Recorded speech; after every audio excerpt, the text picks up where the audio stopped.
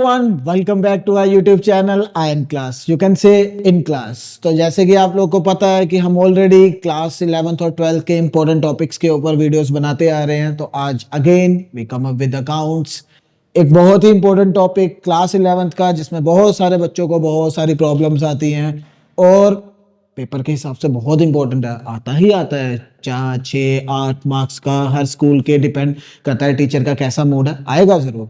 और बच्चों को पूरा साल, क्योंकि ये टॉपिक हम स्टार्टिंग से पढ़ना शुरू करते हैं, with the beginning of the year, initial practical chapter में से आता है और लास्ट तक इसी में घुसे पड़े रहते हैं और किसी को समझ ही नहीं आता कि ये करना क्या है, कैसे है।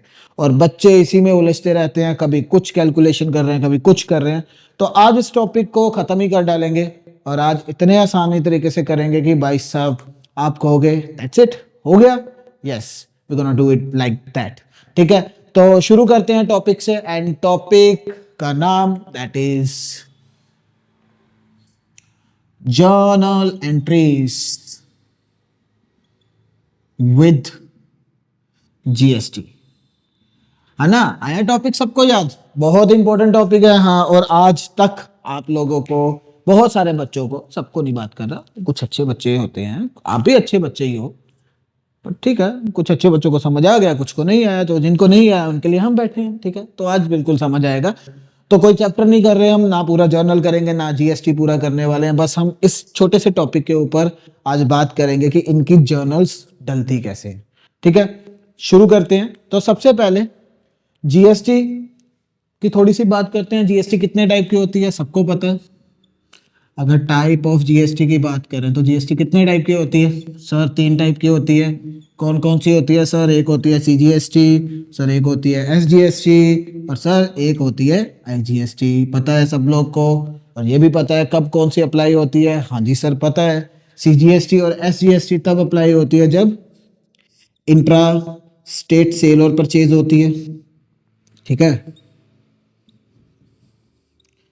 और आईजीएसटी कब अप्लाई होती है जी? आईजीएसटी तब अप्लाई होती है जब इंटर स्टेट सेल और परचेज होती है। अब इंट्रा और इंटर में सबको पता होना चाहिए, मतलब अगर नहीं पता तो एक बार बताता हूँ। इंट्रा स्टेट का मतलब होता है विद इन द स्टेट। कोई भी ऐसी ट्रांजैक्शन जो within the state of buyer and selling दोनों स्टेट में ही हो रही है, दैट इज इंट्रा स्टेट। जैसे आप होटल में खाने के लिए जाते हो, अपना बिल देखना, हमेशा बिल के नीचे सीजीएसटी और एसजीएसटी लिखा होगा। होटल बिल्स में कभी आईजीएसटी नहीं आएगा। क्यों?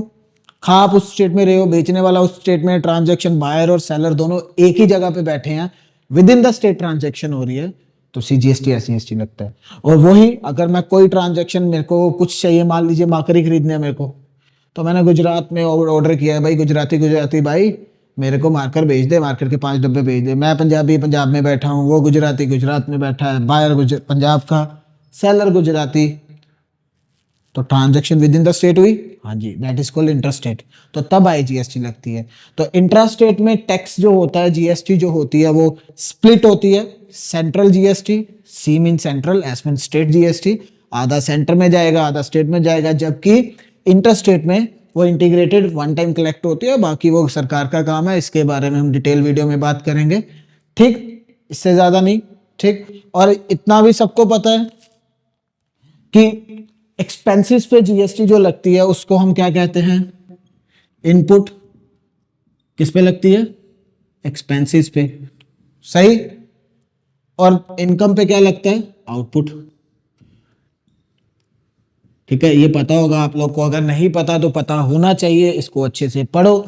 अभी इस वीडियो में बहुत सारी बात नहीं कर पाएंगे, बस इतना सा रखो, क्योंकि इनकम जिसकी जनरेट हो रही होती है, person who is selling the things, या किसी भी वे से पैसे ले रहा है, वो टैक्स कलेक्ट करता है। टैक्स मेरा नहीं है, सरकार का है, मैंने सिर्फ कलेक्ट किया है। अगर मैंने आपको कोई सामान बेचा है, तो आपसे अगर मैंने टैक्स लिया है, तो मैं क्या मेरे बाप का माल थोड़ा ना कि जेब में रख लूंगा, सरकार को देना पड़ेगा। That has to be out of my pocket to the government, है ना। दैट्स वाई इसको मान लीजिए इस पेज से कि आप बाहर जाएगा, इसलिए इसका नाम आउटपुट रख दिया।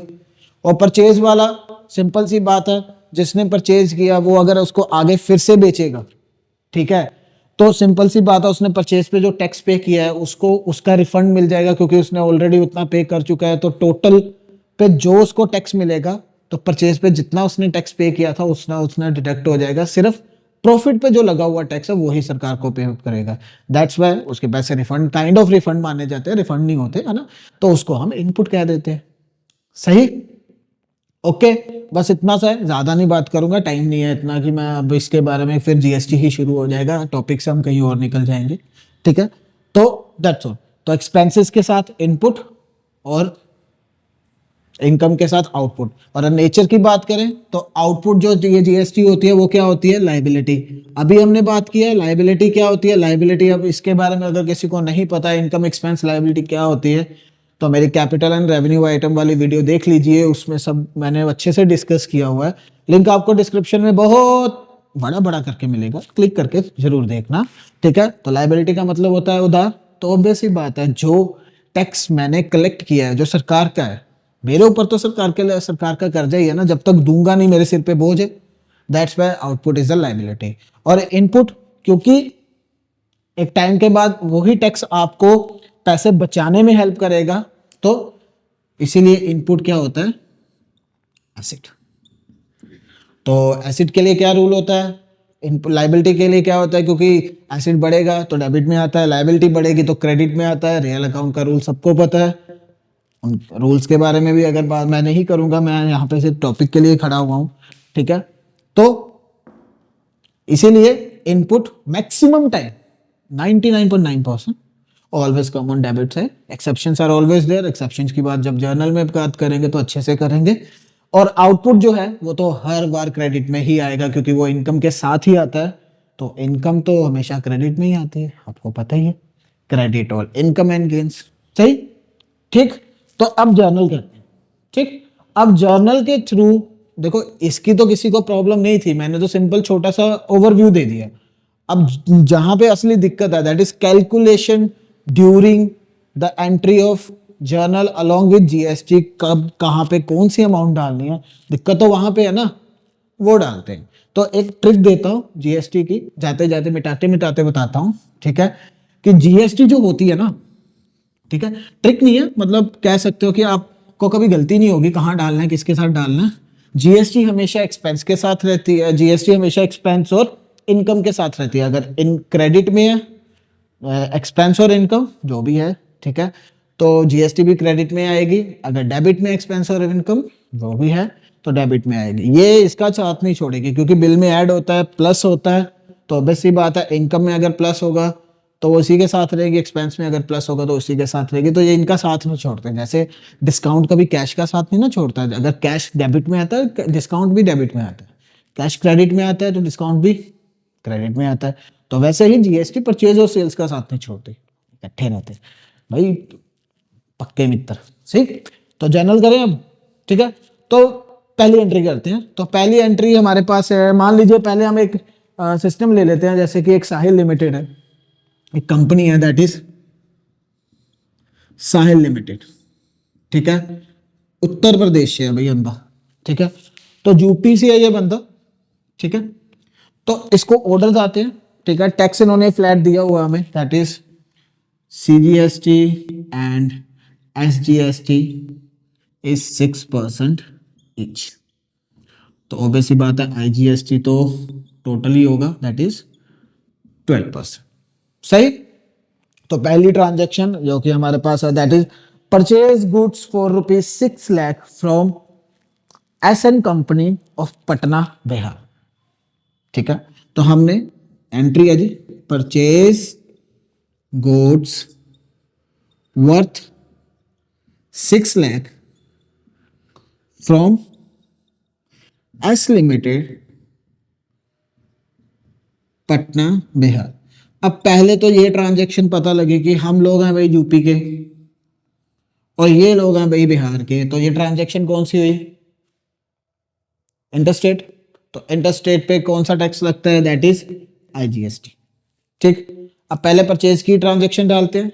ठीक है, अब परचेज की ट्रांजैक्शन सबको आनी चाहिए, परचेज तो डालना आता है ना सबको, that is purchases account debit to. अब कैश में तो खरीदा नहीं है तो क्रेडिट ही होगा, तो टू कैश की जगह क्या आ जाएगा जी, S limited purchases account debit. और हमने कहा था कि भाई जीएसटी कभी परचेज सेल या एक्सपेंस इनकम का साथ नहीं छोड़ती। अगर परचेज डेबिट में है तो भाई साहब ये IGST भी डेबिट में आएगी, और कौन सी आएगी? इनपुट के आउटपुट। बताया था एक्सपेंस के साथ क्या आता है? इनपुट। तो input IGST account debit to S limited. सही, ठीक है जी। तो परचेजेस कितने की थी? 6 लाख। टैक्स कितना है? 12%। अब 6 लाख का 12%, अगर परसेंटेज नहीं निकालने आती तो परसेंटेज की क्लासेस मैम डाल रहे हैं। स्पीड मैथ की क्लासेस देखी? नहीं देखी? परसेंटेज की भी नहीं देखी होगी, वो भी लिंक आपको डिस्क्रिप्शन में मिलेगा, देखना। बहुत इजी है, परसेंटेज को वैसे वैसे कैलकुलेट करना छोड़ दो, अब सीधा करो। बता देता हूं, बाकी ट्रिक्स वहां देख लेना। That is number multiply with number, 12 multiply by 6, 12 6 72, और जितनी जीरो उनमें से 2 गायब कर दो, बाकी लिख दो। 2 गई, कितनी रहेगी? 3, दैट इज 72,000। तो 12% हो गया। अब इसका टोटल कर दो, दैट इज 6,72,000। तो भाई साहब 6 लाख की खरीदी थी, 72,000 टैक्स था। एस वालों को कितने पैसे देने हैं? 6,72,000। सर ये तो आता है, समझ आया? अब बात तो यही आएगी, सर ये तो आता है, बड़ा सिंपल सा है, ये तो कर ही लेते हैं, तो आपने क्या खास करवा दिया? आता हूँ, धीरे धीरे आता हूँ। अब इसमें थोड़ा सा मसाला और ऐड करते हैं, ठीक है? अब इसमें ऐसा करते हैं, अब इसमें ट्रेड डिस्काउंट डालते हैं। पहले ट्रेड डिस्काउंट डालते हैं, देन उसके बाद फिर कैश डिस्काउंट डालेंगे, देन उसके बाद फिर हाफ पेमेंट करेंगे, क्रेडिट एंड कैश, सब करेंगे। आराम से बैठो, शैतान का काम होता है, बाकी पता है कौन सा काम। ठीक है ना? तेजी का काम शैतान का काम। तो ये समझ आया? नहीं आया तो फिर से देख लो, आएगा। ठीक है, चलो। हाँ, अब अगली जो जर्नल है अगर हम उसकी बात करें तो, हाँ, तो sold good costing 1,60,000 to I of Ranchi Jharkhand at a profit on a cost 25% on cost less 10% trade discount. तो मेरी समझ तो आएगी नहीं, तो मैं लिख देता हूं, that is sales good costing 1,60,000 to I Ranchi Jharkhand. तो झारखंड, ठीक, एट अ प्रॉफिट ऑफ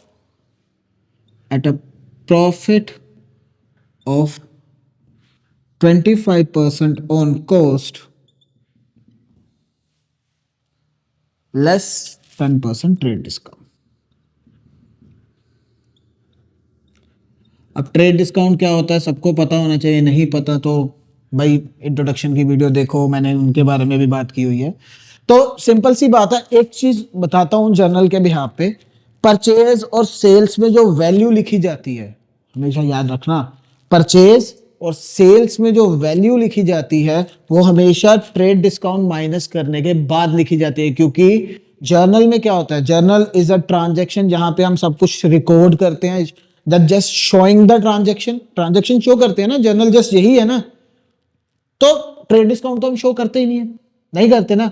अगर ट्रेड डिस्काउंट शो नहीं होता तो उससे पहले वाली परचेज और सेल की वैल्यू भी शो नहीं होगी। इसीलिए सेल और परचेज में वही वैल्यू शो होती है जो ट्रेड डिस्काउंट माइनस करने के बाद आती है। उससे पहले वाली जितनी भी कैलकुलेशन होती है that just our working notes, वो किसी भी जर्नल में रिकॉर्ड नहीं होती। तो मेरी तरफ से लिख के रख लो कहीं पे, ट्रेड डिस्काउंट के बाद जो वैल्यू आएगी वही रिकॉर्ड होगी जर्नल में, उससे पहले वाली कोई वैल्यू रिकॉर्ड नहीं होती। ठीक है? तो ट्रेड डिस्काउंट से पहले क्या आता है? Profit. It's a format, cost में पहले प्रॉफिट ऐड होगा, फिर ट्रेड डिस्काउंट माइनस होगा, बाकी सब काम बाद में आएंगे। ठीक है? तो जैसे यहां पे बात हुई है, तो कितने की कॉस्टिंग थी? दैट इज 1,60,000 की कॉस्ट थी। पहले तो झारखंड से है, हम यूपी से हैं, IGST लगेगा। सही, ठीक है। अब कॉस्ट है 1,60,000, मैंने खरीदा था, इतने में बेच नहीं ना, तो ऑब्वियस ही बात है यहाँ प्रॉफिट दिया है, दैट इज 25% ऑन कॉस्ट। तो सबसे पहले इसमें क्या ऐड होगा? प्रॉफिट। अब 25% इज इक्वल टू 1/4, तो 1,60,000 का, सॉरी 1/4 कितना हो गया? That is 40,000। तो सेल वैल्यू कितनी हुई जी 2 लाख। सर सेल वैल्यू तो मिल गई, हाँ जी मिल गई, पर मैंने कौन सा इसमें बेच दिया, मैंने इस पे डिस्काउंट दिया ना, दिया। कौन सा डिस्काउंट दिया, ट्रेड डिस्काउंट दिया, मैं शो नहीं करता तो मैं सेल वैल्यू ये शो नहीं कर सकता। सबसे पहले इसमें से क्या माइनस करना पड़ेगा मेरे को, trade discount at the rate 10%। तो 20,000 का 2 लाख का 10% कितना हो गया, 10% एक जीरो कम कर दो, दैट इज 20,000। तो मैंने एक्चुअल में उसको रिकॉर्डेड वैल्यू कितने पे चीज सेल की, 1,80,000 पे, that is my sale value. अब ये जर्नल शुरू होगा और यहां से जर्नल की रिकॉर्डिंग शुरू होती है, ये सब वर्किंग नोट है। प्रॉफिट शो नहीं होगा, ट्रेड डिस्काउंट शो नहीं होगा, सिर्फ क्या शो होगा, ट्रेड डिस्काउंट के बाद जितनी भी ट्रांजैक्शन है, कैश डिस्काउंट है, क्रेडिट है, कैश पेमेंट है, कैश रिसीवेबल, सब शो होगा, उससे पहले नहीं होता। तो दिस इज द वैल्यू। तो आप डंका ठोक के कह सकते हो कि मेरे को सेल और परचेज की वैल्यू आज से पता लग गई, सेल और परचेज में सिर्फ इतनी ही वैल्यू आती है, 1,80,000 ही आएगा। तो जर्नल क्या आएगा, फटाफट बोलो, दैट इज, अब कैश पे है क्रेडिट पे है पता नहीं, क्रेडिट मान के चलते हैं। तो आई लिमिटेड टू सेल्स, अब मैंने कहा था सेल के साथ टैक्स रहता है और इनकम है सेल, तो इनकम के साथ कौन सा टैक्स आता है, आउटपुट। और क्या आएगा, आईजीएसटी, इसके बारे में हम बात कर चुके हैं। तो सेल्स कितने की थी, 1,80,000, टैक्स कितना है, 12%। ठीक है, अब 1,80,000 का 12% निकालो। अब 1,80,000 का 12%, अभी सर को क्या सर 12 मल्टीप्लाई बाय 18, हम परसेंटेज को स्प्लिट करके भी कर सकते हैं, मैंने कहा ना वीडियो देखो बहुत कुछ मिलेगा। तो क्या कहते हैं, 18 multiply by 10 plus 18 multiply by 2, that is 180 plus 36, that is equal to 216। अब 3 जीरो कम 2 जीरो कम कर दो, 2 बच गई, 21600, 21,600। ठीक है जी, तो ये हमारा कितना कितना आ गया, 2,01,600। ठीक, तो हमें कितने पैसे लेने आए इसे, 2,01,600। समझ आया, सही है। अब थोड़ा सा और ऐड करते हैं, ठीक है। अब मान लो इसमें हम क्या करते हैं, इसी ट्रांजैक्शन में कैश डिस्काउंट भी ऐड करते हैं, ठीक है। मिटा दो इसको, अगर किसी को देखना है तो देखिए, स्क्रीनशॉट लीजिए, नहीं तो मैं फिर इसको मिटाऊं, ठीक है। चल, अब सेम ट्रांजैक्शन, अब यहां पे हम हाइपोथेटिकली आ जाएंगे, ठीक है। अब इसको, अब ये मत सोचना सर ने सेल का जर्नल तो बताया नहीं, भाई मैं ये एक्सपेक्ट करके चल रहा हूं आपको जर्नल आता होगा, क्योंकि मैं सिर्फ एक टॉपिक के ऊपर बात कर रहा हूं, ठीक। अब मान लीजिए a person is not from Ranchi, अब सीजीएसटी और एसजीएसटी का भी एक केस कर लेते हैं ना, ऐसे फिर प्रॉब्लम हो जाएगी, ठीक है। तो मान लीजिए ये आई लिमिटेड जो है वो यूपी से ही है, ठीक है। At a profit of 25% less 10% trade discount, company paid, क्या पे किया, cash, and get 2% cash discount.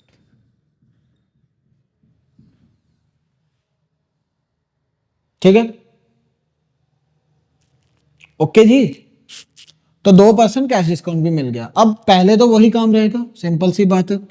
अब वैल्यू यहां पे हम थोड़ी सी चेंज कर लेते हैं, रहने दो सेम ही रखते हैं। तो कॉस्ट कितनी थी, दैट इज 1,60,000। सबसे पहले क्या ऐड होता है इसमें, दैट इज प्रॉफिट। तो प्रॉफिट कितना है जी हमारा, हमने अभी अभी बात किया 40,000 था, तो कितना आ गया, 2 लाख। अब इसमें से मैंने ट्रेड डिस्काउंट माइनस किया 10%, वो कितना आया जी 20,000। तो वैल्यू कितनी रहेगी, 1,80,000। मैंने कहा ना सेल्स और परचेज की यही वैल्यू है, यही रहेगी, यही डालूंगा तब भी आएगा। हाँ, मैंने 1,80,000 रुपये रिसीव कर लिया, ठीक है। मैंने sorry, I limited paid cash and get 2%। ठीक है, तो 1,80,000 उन्होंने मेरे को दिया, पर जब वो मेरे को कैश दे रहे थे तो मेरा दिल थोड़ा बड़ा हो गया, पंजाबी है ना, थोड़ा बड़ा हो गया। ठीक है, यहाँ पे हम यूपी वाले बने हैं पर है हम पंजाबी, बहुत बड़ा दिल हमारा। ठीक है, तो हमने क्या किया सॉरी 2% उनको क्या दे दिया, कैश डिस्काउंट दे दिया। ठीक है, तो जब मैंने कैश डिस्काउंट दे ही दिया तो अब 1,80,000 तो मिलेगा नहीं, तो टैक्स भी 1,80,000 पे लगेगा क्या, बताओ। अगर वो मेरे को पैसे ही, कॉमन सेंस है, कोई बंदा डिस्काउंट पे टैक्स पे करेगा, बताओ। आपको कोई चीज 50,000 की दे रहा है, वो कह रहा है चलो 40 दे दे, तो आप टैक्स 50 पे दे के आओगे कि 40 पे दे के आओगे, 40 पे दे के आओगे ना, डिस्काउंट पे कौन टैक्स देगा, सही है ना। तो इसीलिए टैक्स लगाने से पहले कैश डिस्काउंट माइनस होता है, हमेशा याद रखो, टैक्स हमेशा लास्ट में लगेगा। ठीक है, तो क्या करेंगे हम, क्या माइनस करेंगे अब, कैश डिस्काउंट। कैश डिस्काउंट कितना था, 2%, तो कितना आएगा 3,600। ठीक है, तो ये हो गया जी माइनस। ठीक है, ये कितना बच गया जी हमारे पास, 1,76,400। इतने पैसे मैंने उसके बनाए, तो उसने कहा ठीक है जी। तो अब हमने क्या कहा, इस पर टैक्स लगेगा सर, वो तो सरकार का, हमें तो देना ही पड़ेगा, सही है ना। तो ठीक है, कहता लगा लो। अब इसके ऊपर मैं क्या ऐड करूंगा, टैक्स, पर इस बार आईजीएसटी नहीं लगेगा, इस बार कौन सा लगेगा, सीजीएसटी और एसजीएसटी लगेगा, क्योंकि हम सेम स्टेट के हैं, इस बार हम दोनों यूपी के हैं, इंट्रा स्टेट है, तो सीजीएसटी एंड एसजीएसटी। तो इसमें फायदा होता है, एक को कैलकुलेट करो दूसरा तो सेम ही आएगा, क्योंकि दोनों आधे आधे हैं, हमेशा सेम रहते हैं। तो कितना है, 6% ईच, तो 6% निकाल लो। यार मैंने अभी तो बताया, नंबर विद नंबर, 2 जीरो कम करनी है, वैसे 2 जीरो कम है, तो सीधा ही मल्टीप्लाई कर दो, 6 4 जा 24, 2 कैरी, 6 6 जा 36, 2 38, 3 कैरी। ठीक है, 7 6 जा 42। ठीक है, 42 और 3 45, एंड 4 कैरी, एंड 6 1 जा 6, और 6 और 4 मिल गया। तो ये हमारा आ गया सीजीएसटी, और यहीं पे हमारा आ जाएगा एसजीएसटी 10,584। लो जी, टैक्स भी हो गया, इतने पैसे लेने थे उसमें टैक्स जोड़ेंगे और हमें पता लग गया हमें उससे कितने पैसे लेने हैं। That is 8 6 1 15 7 and 7 8 9 and 1 1,97,568। Right, general करें, जनरल बड़ा सिंपल है। देखो यहाँ तक तो रिकॉर्डिंग ही नहीं होनी, पता नहीं होनी ना। तो ये मेरी सेल्स वैल्यू, सेल्स आएगा, कैश डिस्काउंट आएगा, टैक्स आएंगे, और ये हमारी कैश जो हमने एक्चुअल में क्या किया, रिसीव किया, आएगा। तो कितने आए जी, सेल आएगी, कैश डिस्काउंट आएगा, टैक्स आएगा, ये आएगा, 4 आइटम है, 4 आएंगे। करें, तो पहली बात सेल सिंपल। टैक्स का क्वेश्चन करने से पहले इतना याद रखो, टैक्स से पहले एक सेकंड के लिए भूल जाना जब जर्नल डालोगे कि मैं टैक्स की एंट्री डालो, टैक्स को छोड़ो, पहले नॉर्मल एंट्री डालो। अगर सेल्स की एंट्री होती तो क्या होता, पैसे आए हैं, कैश अकाउंट डेबिट, और कैश डिस्काउंट तो कैश का साथ छोड़ेगा नहीं छोड़ेगा ना, बिल्कुल सही बात है। तो क्या आ गया जी, cash discount account debit to sales, यही है इसकी नॉर्मल एंट्री। हाँ जी सर, अब बचा क्या, टैक्स किसके साथ रहता है, सेल्स के साथ, लगा दो। दैट इज सेल्स के साथ कौन सा टैक्स आएगा, output CGST and output SGST. अब कुछ नहीं, वैल्यू डालो, कैश कितना आया था 1,97,568, कैश डिस्काउंट कितना दिया था जी 3,600। ये तो इजी हो रहा है। सेल्स कितनी है मैंने पहले बताया था, दैट इज 1,80,000। सीजीएसटी कितना आया 10,584, तो ये भी सेम ही आएगा भाई, प्लस करने की भी जरूरत नहीं है, करके देख लो, सेम आएगा। सही, सिंपल, कितना इजी था। पहले नॉर्मल एंट्री डालो, फिर टैक्स जोड़ दो, और यहां पे भी सेम है, पहले नॉर्मल करते जाओ, सब कुछ लास्ट तक कुछ नहीं करना आपको, नॉर्मल करो। ये तो पता है, प्रॉफिट ऐड होगा, ट्रेड डिस्काउंट माइनस होगा, कैश डिस्काउंट माइनस होगा, यहां तक सबको आता है, यहां तक सबको आता है ना, आना चाहिए, यहां तक तो आता होगा। तो बस यहां तक नॉर्मल करो, लास्ट में इसी में टैक्स ऐड कर दो, क्या मुश्किल है। आप लोग ऐसे हुआ बना के बैठे हो इसका। फिर उसके बाद ये कैश हो गया, डिस्काउंट हो गया, टैक्सेस हो गए, और ये फाइनल वैल्यू होगी, खत्म। सही, चले। अब सबसे बड़ा क्वेश्चन जो सबको ही तंग करता है, that is split of values. बस यही है एक सबसे बड़ा तंग करने वाला क्वेश्चन सर। बाकी तो सब आपने कराया, हमें समझ भी आया, बट सिंपल सी बात है, मुश्किल तो वो वाला था जो आप अभी तक करा ही नहीं रहे। अभी कराता हूँ ना, लास्ट टॉपिक करेंगे, देन उसके बाद गुड बाय करेंगे। थक गए हो गए आप लोग भी। ठीक है, तो करते हैं, इसी को कैरी करते हैं। तो ये मैं रेस कर रहा हूँ, स्क्रीनशॉट लेना है ले लीजिए। ले लिया होगा आप लोगों ने, स्मार्ट हो बच्चे वैसे तो आप। हाँ हाँ हाँ, ठंड बहुत होगी भाई। तो मान लीजिए आई लिमिटेड पेड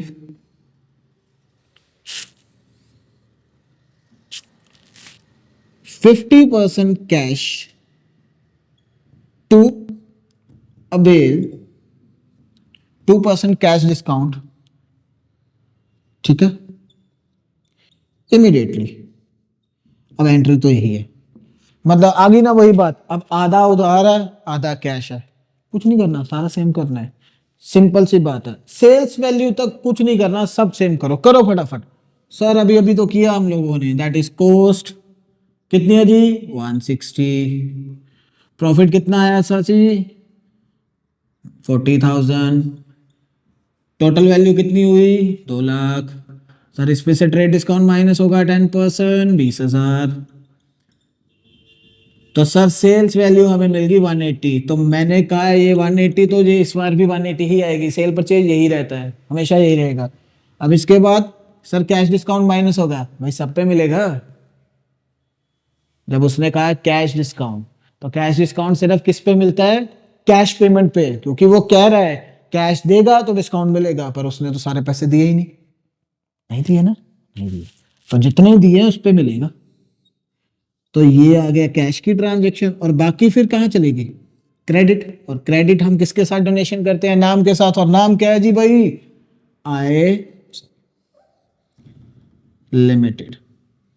तो ये आ गया, ठीक है, सॉरी आई लिमिटेड, ठीक।